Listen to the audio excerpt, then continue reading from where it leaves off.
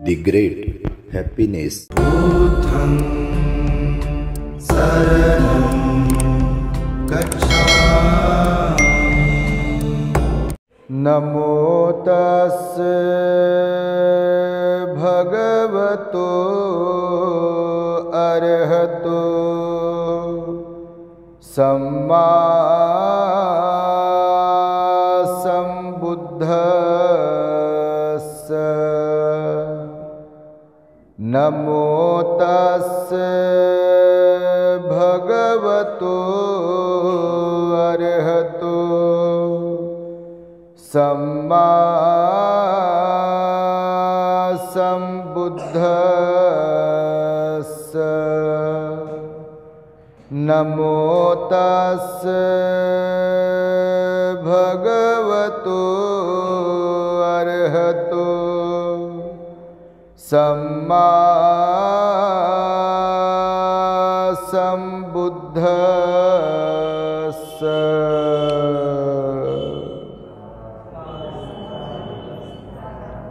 संपूर्ण विश्वाला ज्यांनी सुख शांती मानवता तथा दुःख मुक्तीचा आर्य संदेश दिला, असे ते दुःख मुक्तीचे मार्गदाता दुःख मुक्त महामानव महान कारुणिक तथागत भगवान सम्यक संबुद्ध तथागतांनी आपल्या शुद्ध प्रज्ञेतून निर्मिलेला सद्धम्म आणि त्याच सद्धम्माचा गेली 2500 वर्षांपासून सातत्याने अहोरात्र प्रचार आणि प्रसार करणारा पूजनीय भिक्खू संघ या महान आणि सर्वश्रेष्ठ अशा त्रिरत्नांना प्रथमतः त्रिवार अभिवादन करतो, ज्यांच्या महान आणि असीम त्याग प्रभावामुळे आपल्याला जो हा अनमोल असा बुद्ध धम्म लाभला आणि ज्यांच्यामुळे आपल्याला हे एवढे मोठे वैभव प्राप्त झाले, असे महान युग प्रवर्तक भारतीय राज्यघटनेचे शिल्पकार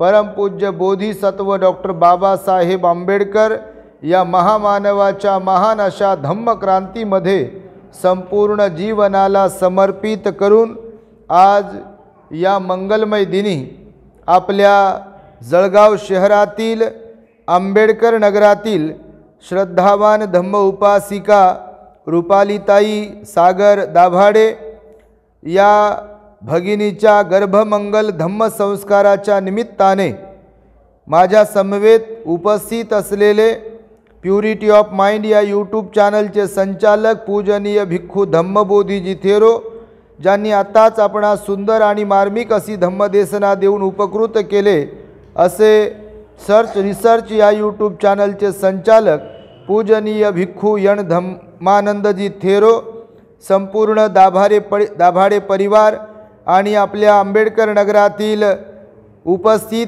श्रद्धावान धम्म उपासक उपासिका बालक तथा बालिकांनो, तद्वतच दी ग्रेट हॅपीनेस या आपल्या यूट्यूब चॅनलचे सर्वच दर्शक, सर्वप्रथम तुम्हा सर्वांच्या प्रती मंगल मैत्री सद्भावना व्यक्त करतो आणि आपणा सर्वांच्या दुःखमुक्तीकरिता 2600 वर्षांपूर्वी तथागत भगवान बुद्धांद्वारा शिकविलेल्या धम्मोपदेशास प्रारंभ करतो। आपण सर्वांनी शांत एकाग्र आणि श्रद्धायुक्त चित्ताद्वारे या अनमोल बुद्धवाणीला आपल्या हित सुखाकरिता श्रवण करावे, ग्रहण करावे।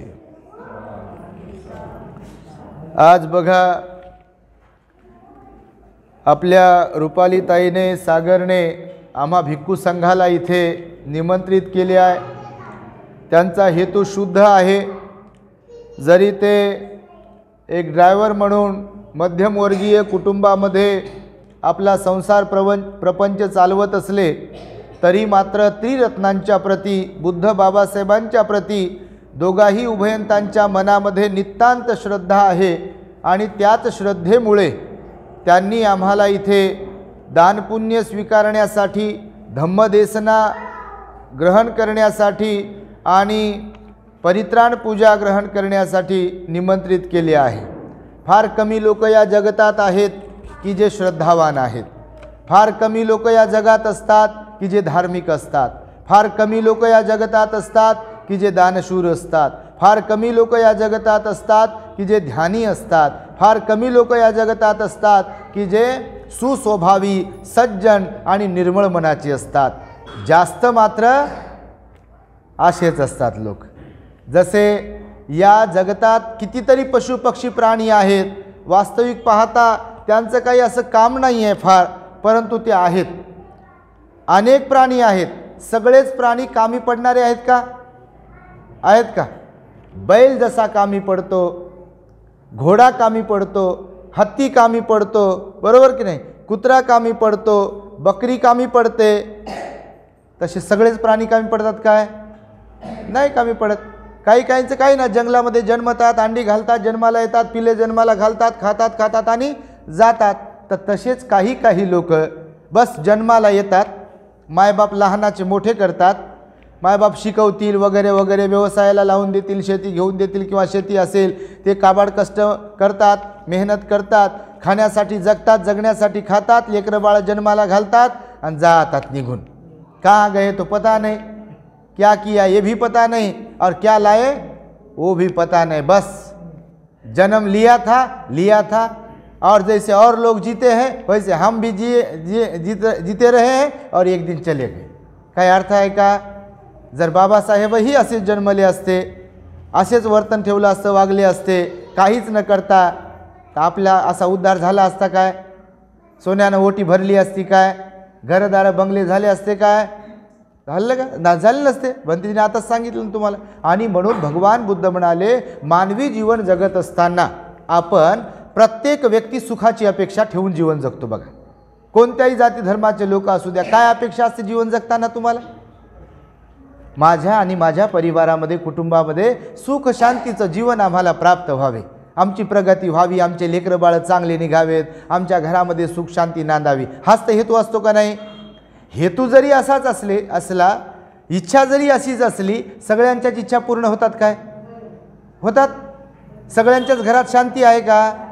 सगळ्यांच्याच घरात सुख समाधान आहे का? बाकी सगळ्या गोष्टी आहे, धन दौलत, दागिने, कपडा लत्ता, ह्या सगळ्या गोष्टी आहे, पण सुख शांती आहे का? खऱ्या अर्थाने पाहिलं तर नाही आहे. प्रचंड लोक दुःखी आहेत की नाही? परेशान आहेत, त्रासामध्ये आहेत. कोणी लेकरांमुळे, कोणी मुलांमुळे, कोणी मुलीमुळे परेशान आहे, कोणी नवऱ्यामुळे परेशान, कोणी बायकोमुळे परेशान, कोणी कोणत्या गोष्टीमुळे परेशान आहे. आणि त्यामुळे भगवान बुद्ध म्हणाले, आपण जिवंत असताना, जोपर्यंत जिवंत आहोत तोपर्यंत आपल्या काया वाचा मनाकडून आपण शुद्ध धम्माचं आचरण करू शकलो पाहिजे, महापुरुषाच्या वचनांप्रमाणे आपण वागू शकलो पाहिजे, आणि तर या जीवनाला अर्थ प्राप्त होतो. बघा, तर आज हा गर्भमंगल विधी आहे, गर्भमंगल धम्मसंस्कार विधी आहे. रुपालीताई आणि सागरने मोठ्या मनाने, निर्मळ मनाने, शुद्ध मनाने, धार्मिक मनाने, श्रद्धेने आम्हाला इथे बोलावलं. आपल्या चॅनलवरती गर्भमंगलाच्या संदर्भात अनेक व्हिडिओज आहेत. दोघेही आपल्या चॅनलला फॉलो करतात. अनेक वेळा त्यांना प्रवचनं येतात आणि प्रवचनं ते ऐकत राहतात, आणि त्या माध्यमातूनच त्यांनी पाहिले की बा लोक गर्भमंगल धम्मसंस्कार विधी करतात, तर आपल्याकडे ही गुड न्यूज आहे आणि आपणही बोलावे. भगवान बुद्धांनी सांगितलं बघा, 3रा महिना पूर्ण जेव्हा होतो एखाद्या गर्भवती मातेला, तर त्या 3रा महिना कंप्लीट होत असताना पासून ते 9व्या महिन्यापर्यंत असे 7 महिने भिक्खूला बोलावून त्यांना दान पुण्य करून त्यांच्याकडून मंगलमैत्री परित्राण पाठ आपण श्रवण केला पाहिजे. आणि त्याचबरोबर धम्मदेशनासुद्धा त्या बाळालाही ऐकवली पाहिजे येणाऱ्या, आणि त्या मातापित्याने आणि परिवाराने सुद्धा बुद्धाची वाणी ऐकवली पाहिजे. ज्या बुद्धाच्या वाणीमुळे अंगुलिमालासारखे लोक बदलले, ज्या बुद्धाच्या वाणीमुळे देवदत्तासारखे लोक असतील, किंवा राजा बिंबिसार असेल, अजातशत्रू असेल, खेमाराणी आहे, पटाचारा आहे, सुजाता आहे, विशाखा आहे, असे कितीतरी लोक बदलले, तर त्या बुद्धाच्या वाणीचा आधार आपणही घेतला पाहिजे की नाही स्वतःमध्ये बदल घडून आणण्यासाठी? जर आपण तो आधार घेत नसेल तर बौद्ध कसले आपण? मग खाली नाम के बौद्ध, मग जय भीम म्हणण्यापुरते बौद्ध? मग आपण आचरणिक बौद्ध असलो पाहिजे. तुमच्या आजूबाजूला तुम्ही वातावरण पहा कसं असते, नाही का? ज्याचा त्याचा धर्म कसाही असो, पण ते लोक आपापल्या धर्माप्रमाणे त्यांचं जीवन यापन करतात. त्यांच्यातही गरिबी आहे, त्यांच्यातही श्रीमंती आहे, त्यांच्याकडेही शिक्षण आहे, त्यांच्याकडेही सगळ्याच गोष्टी आहेत ना. परंतु आपण जर आजूबाजूला पाहिलं तर ते त्यांचे सण, त्यांच्या परंपरा, किंवा त्यांच्या धार्मिक ठिकाणी जाणं, किंवा जे कोणत्या प्रथा परंपरा आहेत त्या पाळतात का नाही? तर आपणही बौद्ध आहोत, तर मग ह्या सगळ्या गोष्टी आपल्यालाही माहिती असायला पाहिजे आणि आपणही धार्मिक जीवन जगलो पाहिजे. जर वडीलधारी लोक धार्मिक जीवन जगतील, चांगुलपणाने वागतील, चांगले बोलतील, तर लेकरांवरती तसे संस्कार होतील का नाही? होतील की नाही? आता समजा वीरच्याबद्दल मला सागर आणि रुपालीताईनं घरी गेल्यानंतर आता सांगितलं की जेव्हा त्याचा बड्डे होता, 12 तारखेला काहीतरी बड्डे होता, 28 ऑगस्टला त्याचा बड्डे होता, तर त्याच्या मम्मी पप्पाने त्याला सांगितलं की भंतेजी येणार आहे. तर भंतेजी येणार, तो वीर छोटासा 4 वर्षाचा आहे तो, तर त्याला भंतेजी येणार आहे हे समजलं, जाम खुश होता म्हणे. शाळेत गेला आणि शाळेत जाऊनच सांगितलं त्यांना, सरांना, त्या मॅडमला की भंतेजी येणार आहे. त्या ढेकळं माहीत नाही त्या मॅडमला भंतेजी म्हणजे काय, पण त्याच्यामध्ये उत्साह होता की माझा बड्डे आहे आणि भंतेजी येणार आहे आमची. भंतेजी ज्याला त्याला सांगत होता भंतेजी येणार आहे ना, मम्मी पप्पाला पण तो सांगत होता की भंतेजी येणार आहे, तर तो एक आनंद होता. आता मम्मी पप्पाला भंतेजी माहीत आहे म्हणून त्याला माहीत झाले. आता मम्मी पप्पा ध्यानावर नसते त्याला काय माहीत? तुम्ही विचार तर करून बघा. मम्मी पप्पाला जे जमते, मम्मी पप्पाला जे समजते, मम्मी पप्पाचा आईबाबांचा जो स्वभाव असतो लेकरांमध्ये तो स्वभाव उतरेल की नाही? बरोबर की नाही? भगवान बुद्ध म्हणाले कर्माचा, स्वभावाचा, वर्तनाचा, मनोप्रवृत्तीचा, त्याची एक स्वभावाची हे असते, काय म्हणू त्याला आपण, की वातावरण असते त्याचं. जसं तुमच्या घरात शुद्ध निर्मळ वातावरण असेल तर लेकरं पण तसे शांत संयमी असतील. पण घरामध्ये जर भांडणाचं, वादाचं, एकदम दारूचं, गांजाचं, बीडी तंबाखूचं वातावरण असेल तर लेकरावर त्याचा दुष्परिणाम होईल की नाही? मायबापाची इच्छा असो नसो पण त्याच्यावर परिणाम होईल की नाही? बिलकुल परिणाम होतो. भगवान बुद्ध म्हणाले घरातलं वातावरण जसं असेल, विशेषतः माता पिता आणि वडीलधारी लोक जसे असतील, त्यांचं वर्तन जसं असेल, त्यांची वाणी जशी वापरत असतील, त्यांचं मनाचा भाव जसा असेल, त्या लेकरांवरती त्याचा ऑटोमॅटिकली तसा परिणाम होत असतो. बघा, आपल्या चॅनलवर मी नेहमी सांगतो की शाळेतल्या शिक्षणासाठी पैसे मोजावे लागतात, पण जीवनाचं शिक्षण कोणाकडून शिकतात लेकरं? कसं वागायचं आहे, कसं बोलायचं आहे, काय खायचं आहे, काय नाही खायचं आहे, नाही का, काय नाही करायचं आहे, काय करायचं आहे, हे कोणाकडून शिकतात? ऑटोमॅटिकली आईवडिलांकडून, घरातल्या लोकांकडून. बघा, तुम्ही जर व्यवस्थित असाल, म्हणजे माता पिता जर व्यवस्थित असतील तर निश्चितपणे लेकरं व्यवस्थित निघतात. वेळीच त्यांच्यावर संस्कार दिले तर, नाहीतर ते गाडी पुढे निघून गेल्यावर मग ठेचा लागू लागल्यावर मग आता काय करावं, आता काय करावं, आता काय ढेकळं करायचं. गाडी पुढे निघून गेलेल्यावर मग काही करू शकत नाही. जसं की एखादं रोपटं असेल ते रोपटं लवचिक असते, लवचिक रोपट्याला सपोर्ट म्हणून सरळ जाण्यासाठी जर लाकूड लावलं तर ते रोपटं बरोबर सरळ जाते. पण रोपटं असताना त्याला आपण मनानुसारच वाढू दिलं आणि ते वाकडच वाढलं आणि आता मोठं त्याचं बुड वगैरे झालं आणि तेव्हा आपल्याला वाटलं की याला सरळ करावं. करता येते का सरळ? आणि सरळ केलं तर ते राहील का जिवंत? ते मोडून जाते. तर लेकरांच्याही बाबतीत तसंच आहे म्हणाले भगवान बुद्ध. म्हणून अनेक गर्भमंगलाच्या विषयावरती प्रवचनं आहेत, त्यामुळे मी त्यावरती जास्त बोलणार नाही. आज एक बघा, आपल्या आजूबाजूला तुम्हाला तिळगुळ घ्यान गोड गोड बोला म्हणत लागलो. आपण टीका करत नाही कोणावर, पण सांगतो त्या संदर्भातीलच मी छोटीशी धम्मदेशना तुम्हाला देणार आहे की लोक म्हणतात तिळगुळ घ्यान गोड गोड बोला. आता रोज साखरेचा चहा पितात की नाही? लोक पितात का नाही? आणि साखर खातात आणि पितात म्हणून, गुळ खातात आणि पितात म्हणून, आणि गोड फळं खातात आणि पितात म्हणून त्याचा रस वगैरे, तर लोक गोडच बोलतात काय? बोलतात का? आणि मग ते तिळगुळ खाली एक दिवस त्या तिळात टाकून गुळ टाकला किंवा साखर टाकली, तिळवा काय तुमच्याकडे काय म्हणतात त्याला? तिळाचं बनवतात त्याला. या आजच्या दिवशी लोक काय बनवतात त्याला काय म्हणतात? तिळ टाकून तिळात साखर वगैरे टाकतात त्याला तिळगुळच. तर तिळगुळ असो का काय काय असो, तर ते खाल्ला म्हणजे गोड गोड बोलतील का लोक? आपट्याचा पाला दसऱ्याला देतात लोक, सोनं असते का ते? पण लोक काय म्हणतात देताना? सोनं द्या. गळ्यातलं काढून देतील का सोनं? हातातलं बोटातलं काढून देतील काय? म्हणजे उघड उघड लबाडी करणं आहे का नाही? उघड उघड खोटं बोलणं आहे का नाही? तर भगवान बुद्धांनी कोणतं बोलायला सांगितलं? कसं बोलायला सांगितलं? खरं बोलायला सांगितलं. पंचशिलेमध्ये सील दिलं की नाही? मुसावादा वेरमणी सिक्खापदं समादियामी. सांगितलं. खोटं बोलण्यापासून अलिप्त राहण्याची प्रतिज्ञा करा म्हणाले भगवान बुद्ध. खोटं बोलण्यापासून अलिप्त राहण्याची प्रतिज्ञा करा. त्यानंतर निंदा चहाडी चुगलीपासून अलिप्त राहण्याची प्रतिज्ञा करा म्हणाले भगवान बुद्ध. त्यानंतर व्यर्थ बडबड करण्यापासून अलिप्त राहण्याची प्रतिज्ञा करा म्हणाले भगवान बुद्ध. आणि रागारागाची भाषा, कठोर भाषा, शिवीगाळीची भाषा वापरण्यापासून अलिप्त राहण्याची प्रतिज्ञा करा. आता जे कोणी पंचशिलातल्या या चौथ्या शिलाचं पालन करेल त्याला म्हणण्याची गरज आहे का तिळगुळ घ्यान गोड गोड बोला? या तिळगुळाचा याचा काय संबंध आहे? तिळगुळ पोटात जाईल पण मनात भाव उत्पन्न होतील खरं बोलायचं की खोटं बोलायचं ते, बरोबर की नाही. असे लय तिळगुळ खाले कितीतरी लोक आहे ना आता वर्षानुवर्ष, म्हणजे काय झाले का गोडच बोलत असतील का.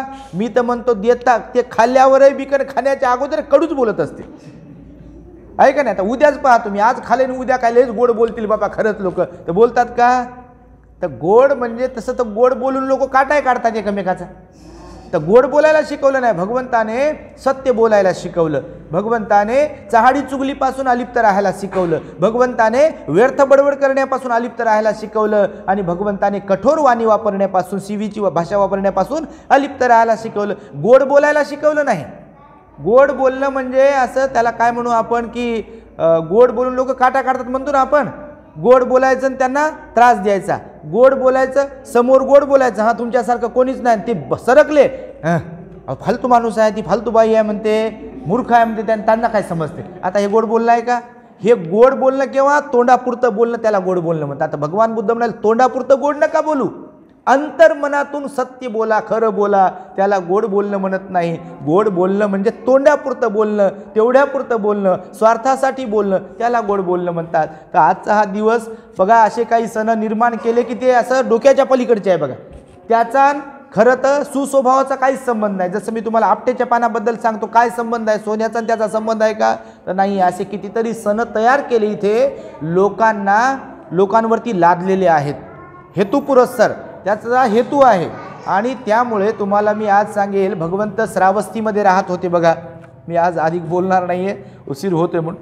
भगवान आपले श्रावस्ती नगरात राहत होते, आणि श्रावस्ती नगरात राहत असताना भगवंताने एक छोटासा उपदेश दिला बघा. भगवान बुद्ध म्हणाले, मनुष्याने आपल्या जीवनामध्ये 4 प्रकारे शुद्ध बोलावे. किती प्रकारे शुद्ध बोलावे. 4 प्रकारे, 4 अंगाने शुद्ध बोलावे, असा भगवंताने उपदेश केला. छोटासाच उपदेश आहे, कारण बोलण्यातून लय काय काय होते. मी नेहमी सांगतो, बोलण्यामुळे जगाला जवळही करू शकतो आपण, आणि बोलण्यामुळे जवळचे लोक दूरही जाऊ शकतात.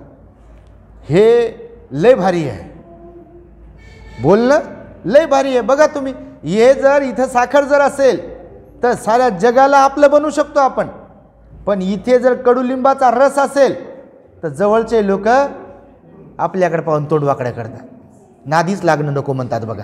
मग आता ती कोणी असू शकते, नवरा बायको मायबाप सून सासू सासरे, कोणी शेजारी पाजारी, अर ते नका म्हणतात, ते आहे का तिकडे मी येत नाही म्हणतात, ते तोंडाला ते बरोबर नाही, तोंड बरोबर नाही म्हणतात. काय बरोबर नाही म्हणतात माणसं, तोंड बरोबर नाही म्हणतात. म्हणजे तोंड नासवते सगळं ना. बघा तुम्ही, प्रेमाने बोललं तर लोक जवळ येतील की नाही. कुत्र्याला असं यू यू यू यू केलं, असं मांजरीला अशी भाषा वापरली तर जवळ येतात की नाही. प्राणी पण येतात का नाही.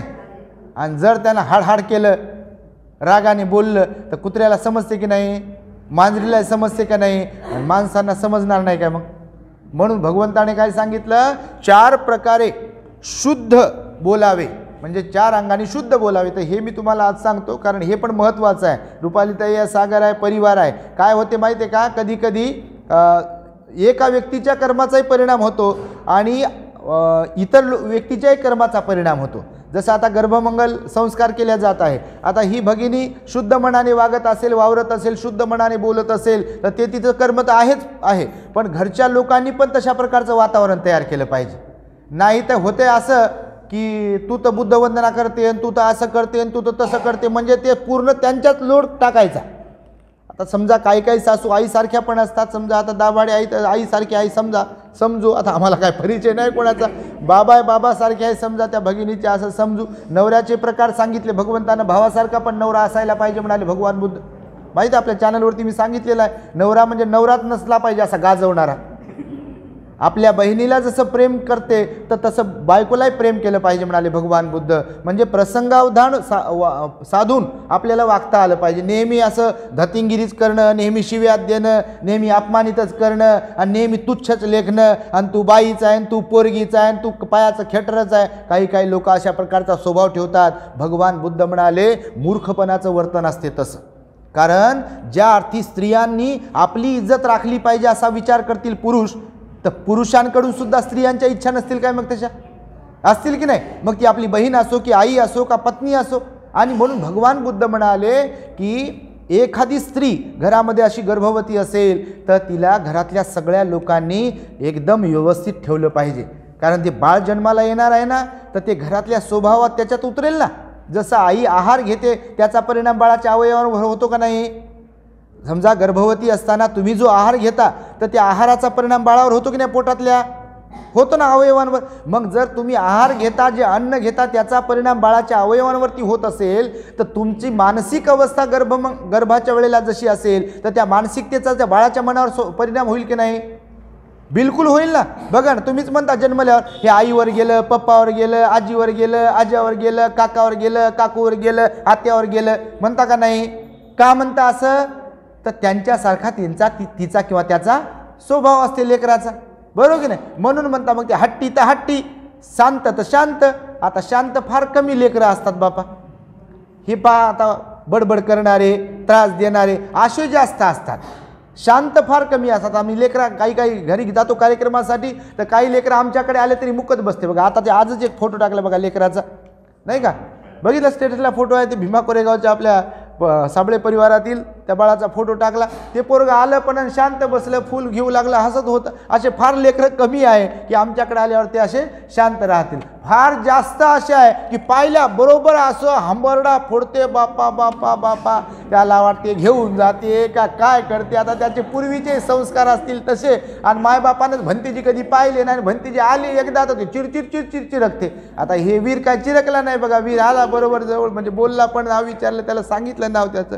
तर हे यासाठी सांगतो की घरातल्या माणसांचा, आईबाबांचा आणि सगळ्याच परिवाराच्या स्वभावाचा परिणाम बाळावरती होत असतो. म्हणून जेव्हा अशी एखादी भगिनी गर्भवती असते तेव्हा घरातल्या सगळ्याच लोकांनी त्या भगिनीसोबत, त्या स्त्रीसोबत एकदम आपुलकीनं प्रेमानं वागलं पाहिजे. त्यांना शिवीगाळ नाही केली पाहिजे. त्यांना राग येईल, त्यांना द्वेष निर्माण होईल किंवा वाईट वाटेल, त्या रुसेल फुगेल ती स्त्री, असं वर्तन घरातल्या कोणी करता कामा नये.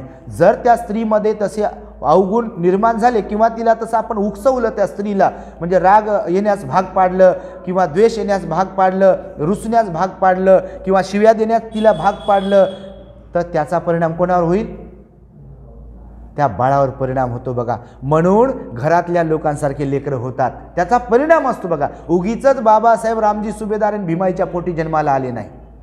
साधी गोष्ट आहे का. एखादा बोधिसत्व जन्माला येणे साधी गोष्ट वाटते तुम्हाला.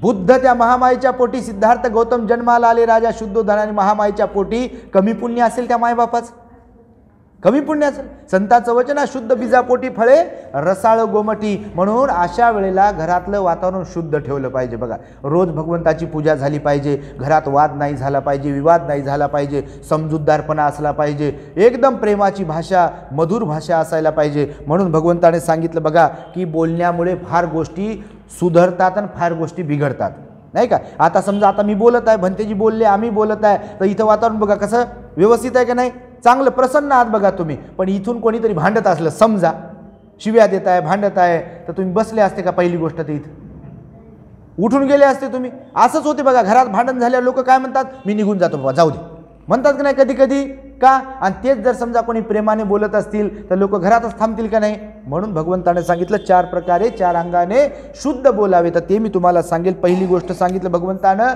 की आपण बोलताना चांगले बोललो पाहिजे. कसे बोललो पाहिजे, चांगले. चांगले म्हणजे काय, तर निर्मळ मनाने बोललो पाहिजे. बोलताना निर्मळ मन पाहिजे ना, त्याच्यामध्ये असा आखूडपणा नसला पाहिजे, बोलण्यामध्ये वाकडेपणा नसला पाहिजे. काही लोक वाकडेच बोलतात पहा, तुम्हाला समजलं ना, वाकडे बोलणे बोलतात लोक, वाकडं सरळ बोलणार नाही, वाकडंच बोलतील, असे व्यवस्थित बोलणार नाही, वाकडंच बोलतील बघा. काही लोक असतात, स्त्रिया पण असतात, पुरुष पण असतात, तरुण पण असतात, तरुणी पण असतात. भगवंतानं सांगितलं चांगले बोललो पाहिजे आपण, आपल्या लोकांना आणि सगळ्यांनाच सरळ बोललो पाहिजे, व्यवस्थित बोललो पाहिजे, सुस्पष्ट बोललो पाहिजे आणि निर्मळ मनाने बोललो पाहिजे. अहंकारयुक्त मनाने बोललो नाही पाहिजे. त्याची एक भाषा आहे बघा अहंकारानं बोलण्याची. तर अहंकाराची पण भाषा वापरली नाही पाहिजे, संशयाची भाषा वापरली नाही पाहिजे बघा, गाठी मारण्याची भाषा वापरली नाही पाहिजे बघा. सुंदर निर्मळ मनाने बोललं पाहिजे भगवंताने सांगितलं. म्हणून चांगलं बोललो पाहिजे. चांगलं बोलण्याचे परिणाम आहेत बघा.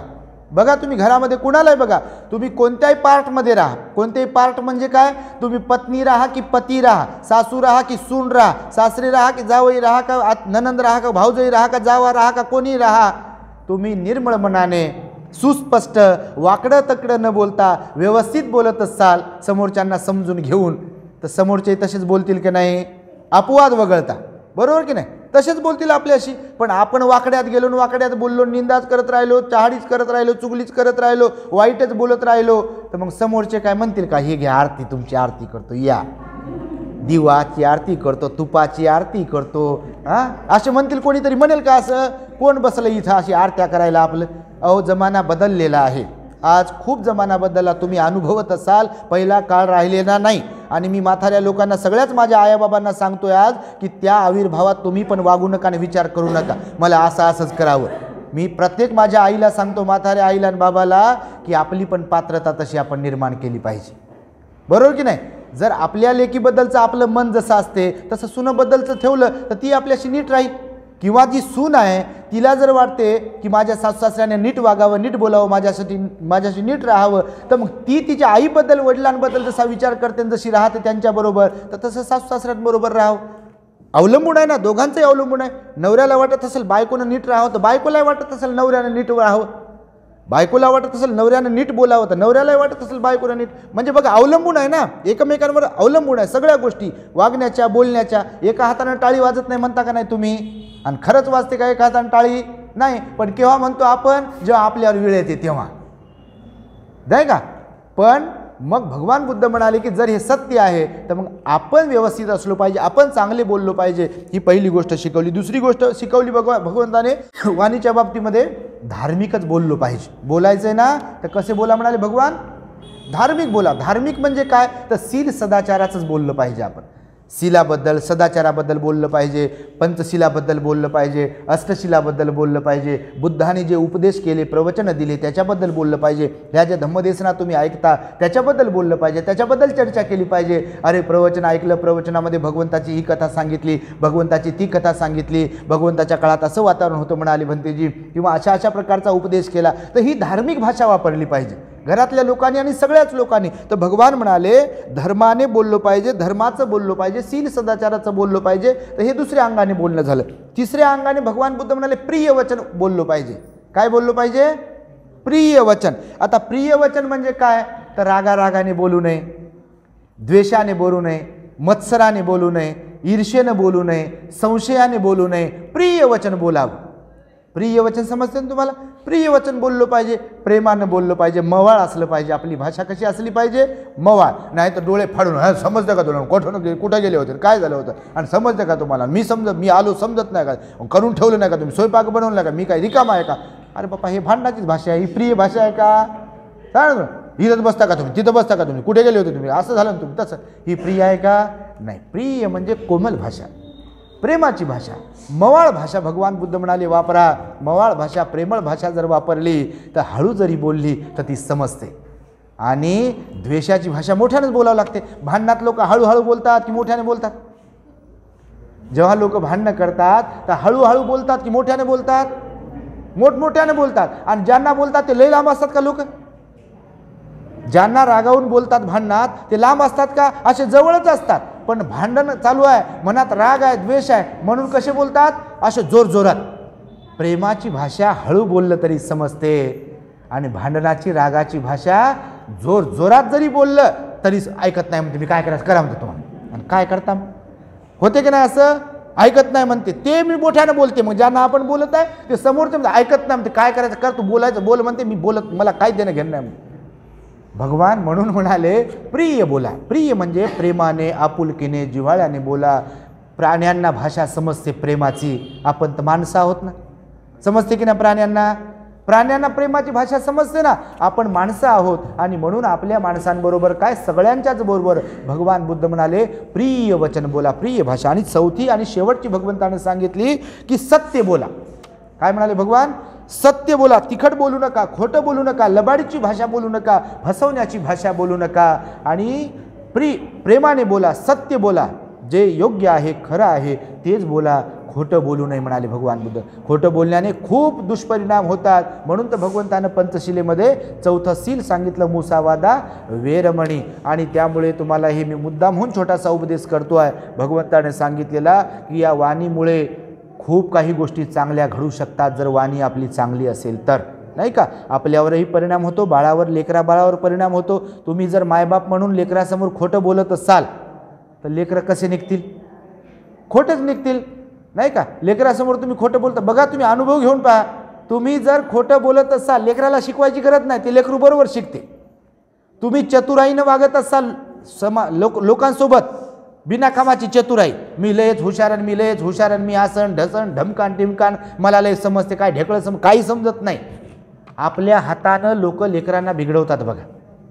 तुम्ही पहा जरा लेकरांकडे, लेकरांचा स्वभाव खरंच कसा निघतो. घरात आपण जसे वावरता, वागता, बोलता इतरांच्या सोबत ना, लेकरं तसेच बोलतात.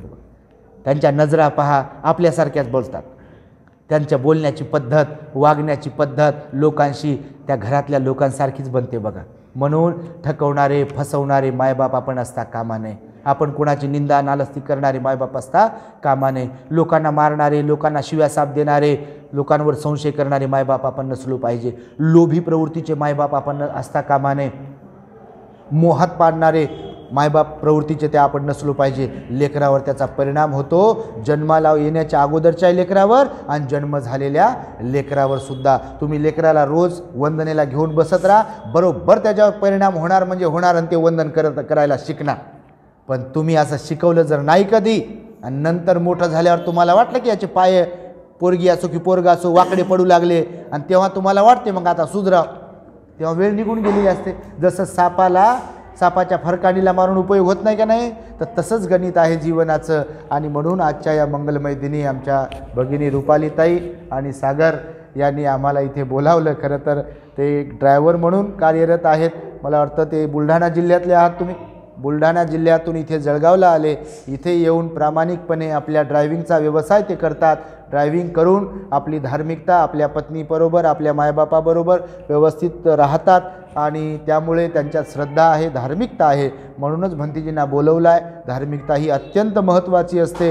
म्हणून मी सर्व दाभाडे परिवाराला सांगेल की आपल्या बाळासाठी आपण इथून पुढे सुद्धा देखील आपल्या घरामध्ये वावरत असताना, बोलत असताना, वागत असताना रोज भगवंताची पूजा करत राहावी. हे प्रवचनं भंतेजींचे, बुद्धाची वाणी रोज घरामध्ये लावून ठेवत राहावी. प्रत्येकाकडे यूट्यूब आहे. तुम्हाला पण मी सांगेल या माध्यमातून यूट्यूबवरती सर्च करा दी ग्रेट हॅपीनेस चॅनल, भंतेजींचं सर्च रिसर्च किंवा प्युरिटी ऑफ माइंड आणि इतरही भंतेजींची चॅनल तुम्ही सर्च करा, त्याला सबस्क्राईब करा आणि त्याच्यावरचे प्रवचन ऐकत राहा. वेगवेगळ्या विषयावरती प्रवचन असतात. बुद्धाची वाणी घरात जर लावली तर घरात सकारात्मक ऊर्जा संचारते बघा.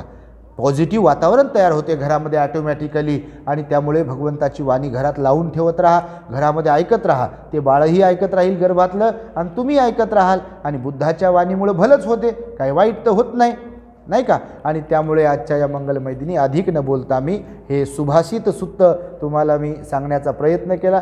हालाकी ते छोटंसंच आहे पण मोठं मार्मिक आहे. त्याच्यात गर्भित अर्थ आहे, जीवन जगण्याचा अर्थ आहे. त्यामुळे सागर आणि रुपालीताई, दाभाडे आई बाबा, आपण सर्वांनी आम्हाला इथे बोलावलं. आंबेडकर नगरातील आपण सर्वजण इथे आलात त्याबद्दल तुम्हा सर्वांच्या प्रति मंगलमैत्री व्यक्त करतो. येणाऱ्या बाळाला निरोगी उदंड आयुष्य लाभावे. ते बाळ गुणवान, सुसंस्कारी बाळ आपल्या परिवारामध्ये जन्माला यावे. धार्मिक बाळ, बुद्ध धम्मसंघावर श्रद्धा असलेले बाळ आपल्या परिवारामध्ये जन्मास यावे. बुद्ध बाबासाहेबांच्या मार्गावर चालणारे बाळ आपल्या परिवारामध्ये जन्मास यावे आणि त्याने आपल्या सगळ्या कुळाचा, परिवाराचा, समाजाचा उद्धार करावा. अशा प्रकारची मंगल आणि उदात्त कामना व्यक्त करून मी माझ्या शब्दांना इथे पूर्णविराम देतो आहे. भवतु सब मंगलं रक्षन्तु सब देवता सब बुद्धानुभावेन सदा सुखी भवन्तु ते. भवतु सब मंगलं रक्षन्तु सब देवता सब धम्मानुभावेन सदा सुखी भवन्तु ते भवतु सर्वमङ्गलं रक्षन्तु सर्वदेवता सर्वसङ्घानुभावेन सदा सुखी भवन्तु ते।